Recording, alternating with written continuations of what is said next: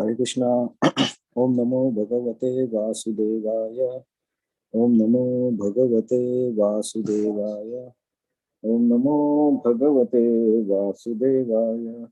Namo Vishnu Padaya Krishna Tushtaya Bhutale Srimate Bhaktivedanta Swami Niti Namine Namaste Saraswati Devi Gauravani Pracharine Nirvishesha Shunyavadi Paschata Desatarine Jai Sri Krishna Chaitanya Prabhu Nityananda Shri Advaita Gadadhar Srivasadi Gaur Bhakta Hare Krishna Krishna Krishna Hare Hare Hare Rama Rama Rama Hare Hare Mukham Karoti Vacharam Pangum Langate Girim Yat Kripa Tamaham Vande Shri Gurum Dipavine. So today we'll see verse number 38. So Krishna is explaining about the Vibhutis, and we are almost coming to the end of the chapter. So let us see this shloka. Dando dama yatam asmi दण्डोदमायतामस्मि nitir asmi jigishata shata अस्मि जिगीषताम् maunam chaivasmi guhyanam मौनं चैवास्मि गुह्यानां ज्ञानवताम aham. ज्ञानं ज्ञानवतामहम् Dando dama yatam asmi दण्डोदमयतामस्मि nitir asmi jigishatam नितिरस्मि जिगीषताम् maunam chaivasmi guhyanam मौनं चैवास्मि गुह्यानां Jnanam Jnanavatam Aham. ज्ञानं ज्ञानवतामहम् Please count.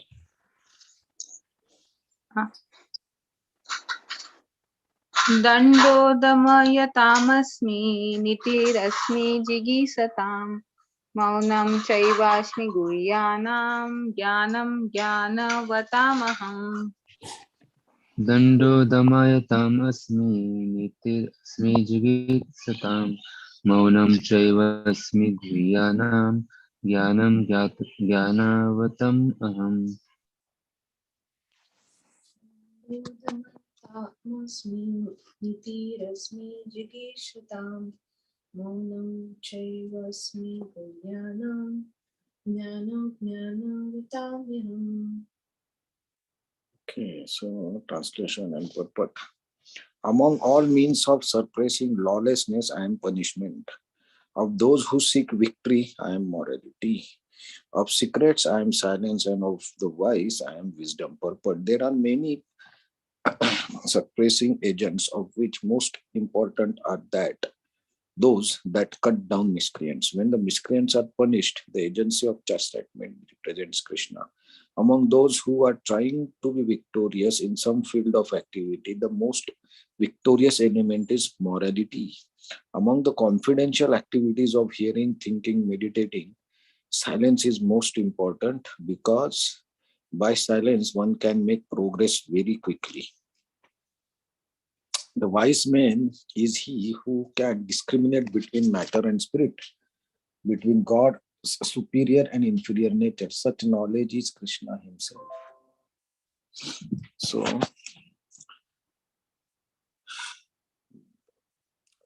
So to remove the correct, so when there is some fight or some law is broken or some arguments happen, then there are different ways of confronting both the parties. If there are two parties in discussion or argument, or if there is single party, like single person who is doing some lawlessness, who is not following the law, then we may try to convince him by sweetly talking with him, then trying to pursue him what is good, what is bad. Then if he don't listen, then we give him one chance, two chance. In the third chance, we may give him warning. We give one warning, we give two warnings. And ultimately, when nothing works, then only possibility is to punish that person so that he gets corrected. So when the punishment is done to correct that person, that punishment represents Krishna. So that punishment which uh, removes the tendency to work against the law. Lawlessness means tendency to work against the law, tendency against not hearing to anyone.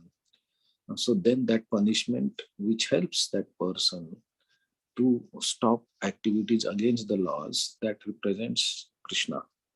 Nitir Asmi Jigadisha.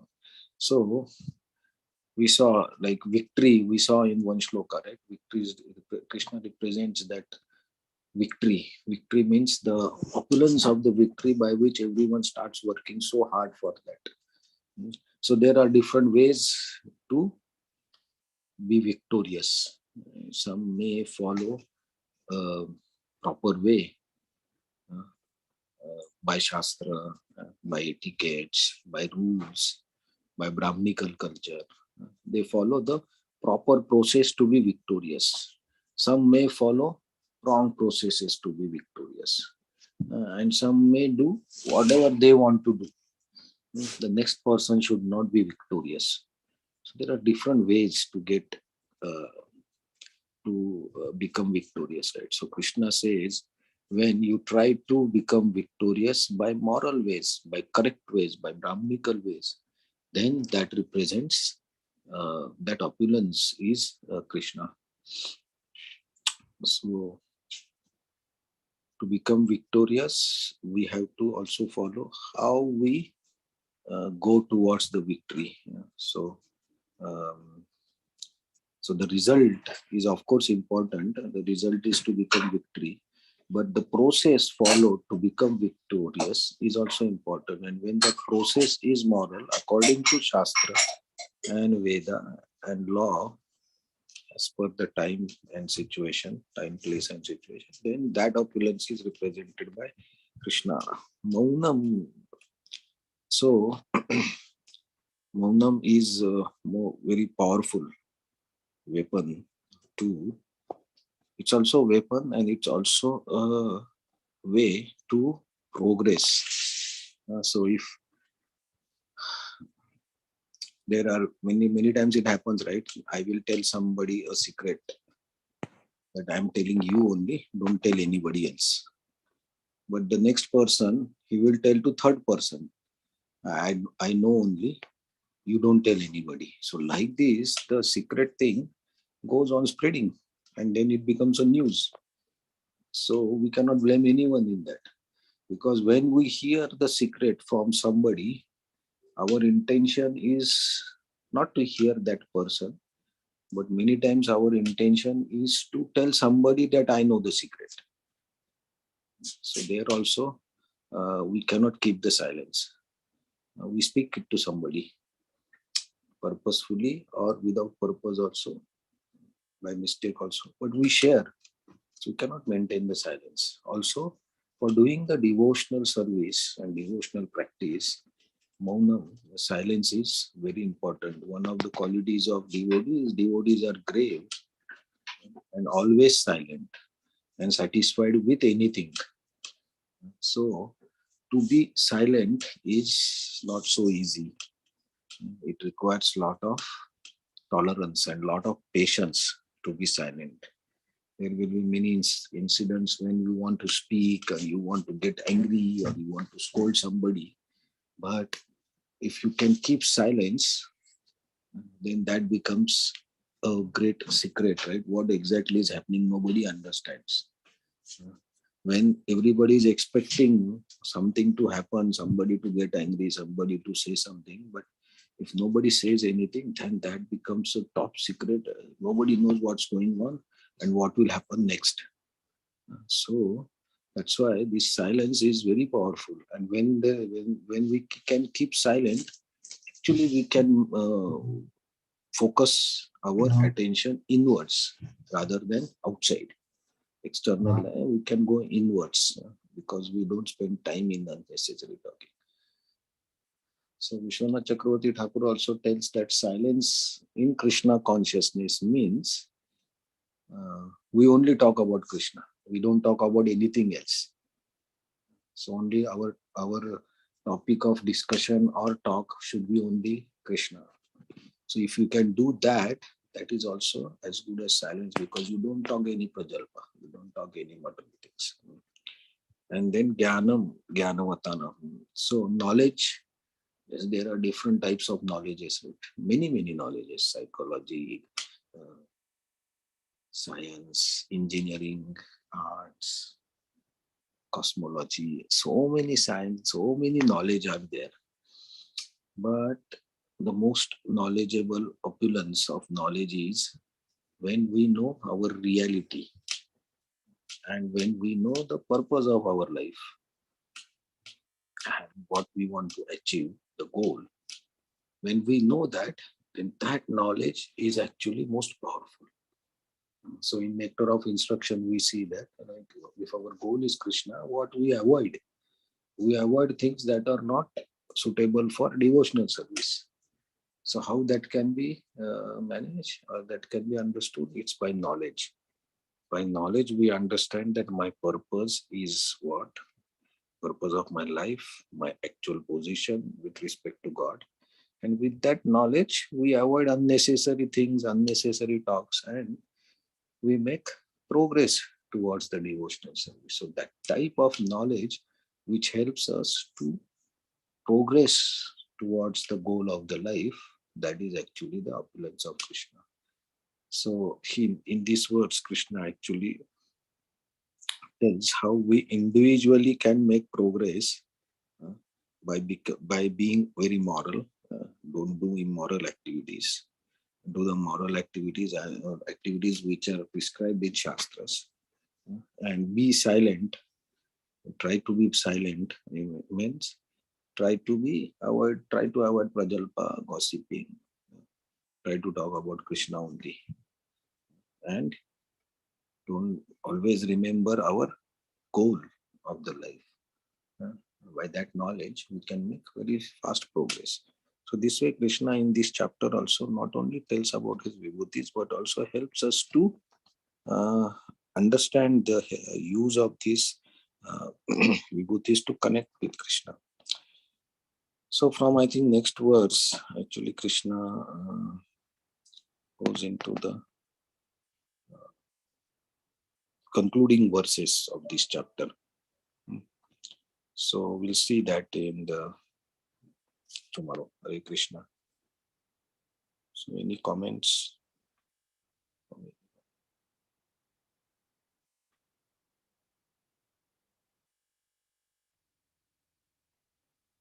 We can see the definition of morality in dictionary.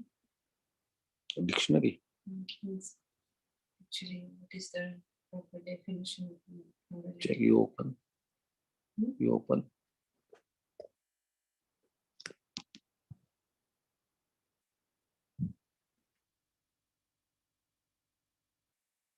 Just wanted to talk, discuss more about morality. If you can explain more, that also okay.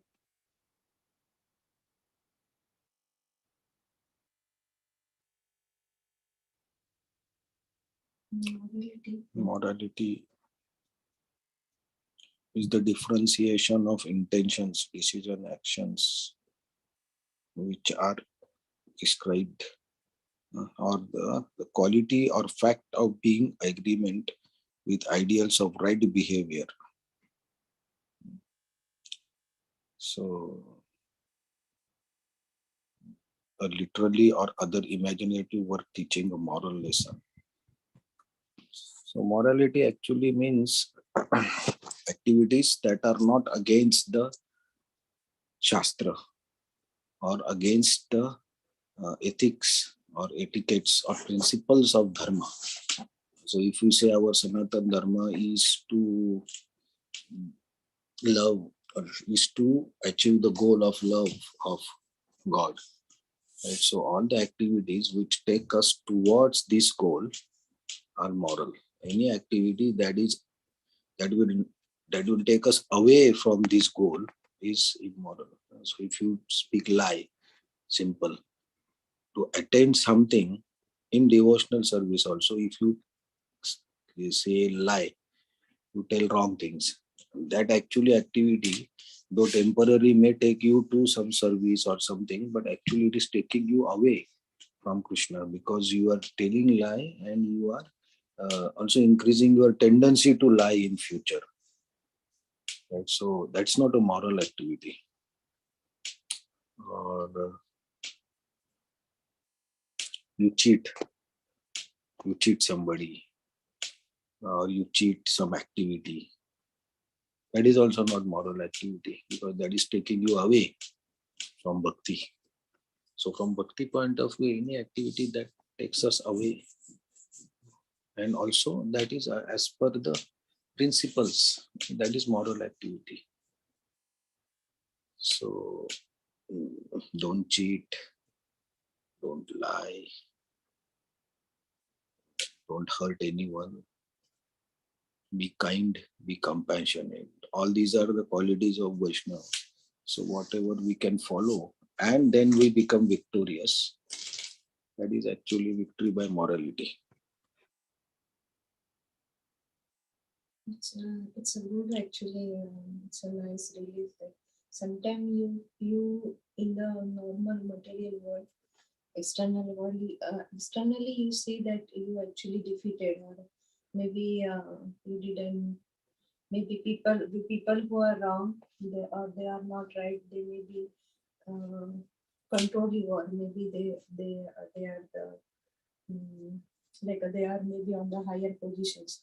But if we read Bhagavad Gita and study what is the Shastra say, then actually we are not defeated by them, right? Although externally it's look like we are defeated by the external situations, but in Krishna's eye, God's eye, actually we are winning because we are following the path of goodness and righteousness. So this is one of the relief actually. Another thing I like to know more that bhakti is beyond actually goodness and beyond the right and wrong, all this concept. So if you are practicing bhakti, then it's beyond morality, right? No, why? How can because sometimes you see like something is If not you are going. on that platform, if you say Mahabharat, Krishna himself was there. Krishna never did any activity which is immoral. He gave all the chance. Duryodhana and Kauravas did so many immoral activities which are against the Shastra. But for that, Krishna didn't kill them.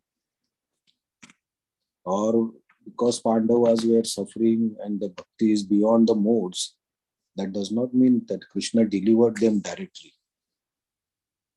No, they are doing the bhakti. So internally, of course, it is internal. It's not external that you are out of mode of goodness. Pandavas have to go through all the phase, all the everything to become victorious, and ultimately they win. But Krishna knew what is happening. But externally, it's always different. So internally, because you are doing bhakti, you are beyond the mode. So the situation around you never impact you. But we are not always in that beyond the mode situation, though we do try to do bhakti. So that's why we get impacted. Of course, Pandavas got so much suffering. When Kunti was insulted, sorry, not Kunti, Draupadi was insulted, she also get angry. So what you can say? She was not doing bhakti. She was doing. My point is that like this is another aspect. Like sometimes you are not in a position to follow morality. Maybe you know that the things are going wrongly, or for example, Draupadi's that scene. So Pandavas, they know it's wrong what is going on. Even Bhishma, Dronacharya, everyone knows, but they didn't do anything. So means sometimes you are in the situation that maybe you are not brave enough, or you don't have that courage to follow the righteousness, or to support the right person. Then in that case, like what you say in that case? It's always, it's in Mahabharata. So you cannot always go and start fighting against everything. There are so many instances in Mahabharata, in Ramayana also, when Ram also didn't say anything. Krishna also didn't say anything. So that does not mean that, of course, the situation. So that's why every action, it has to be against the, in whatever happened with Draupadi. Of course, it was wrong. Bhishma also knew. Vidura also knew. Vidura tried to stop it, but he didn't listen. Bhishma was bound by his vow, whatever he has taken. He didn't speak. And all the Pandavas, they were not in position because they already lost themselves also. Exactly. Means you, So they were not in position to say anything. that time they cannot follow morality, right? No, are- that because time they was not followed in the that morality position. because they have lost. If Pandavas fought against Duryodhana there, that was immorality because they already lost everything. They themselves lost everything. So, as per the situation, morality will define. It's not that always it's third person. No. If you are lost something, then you are lost. Yudhishthir was lost. He cannot say anything. So that was moral for him to keep quiet. That's why he is Dharmaraja. He followed the Dharma. He was slave. So Whatever we learn in bhakti, like bhakti always teach the tolerance. If you see the example of Jesus, also Haridas Thakur in Chaitanya Charitamrita, they also like suffer, means the people who harassed him. It's a horrible. We can't imagine how they actually tolerated. So but they tolerated, right? They didn't protest. They didn't say anything. Means bhakti teaches, right? To it's like a feeling like bhakti is beyond the morality. The path of spirituality is beyond morality, actually. not path of spirituality is not beyond morality. So you will start killing everyone. No. Not in that Bhakti sense. doing, bhakti itself is beyond the modes is fine. But for that you don't have to do external activities. That Haridas Thakur was punished. So he was taking the punishment. He didn't say anything because internally he was fixed in bhakti. So he didn't suffer anything. So bhakti is all going internally. So why you have to show externally? But externally, when you behave in this world, you have to be moral. You cannot be immoral when you behave in the world. Otherwise, what example you are showing of a person, sadhaka? Right. So as Pandavas follow morality, they didn't fight till Krishna said. And during the fight also, first 10 days, they didn't do anything wrong. But when Krishna saw that all the immoral things are going on in the war also, then Krishna also told that now don't have option. We also have to go. Right? So externally also that the killing of Bhishma Dev, killing of Dronacharya, that was all as planned because some tricks and that's you can say immoral also.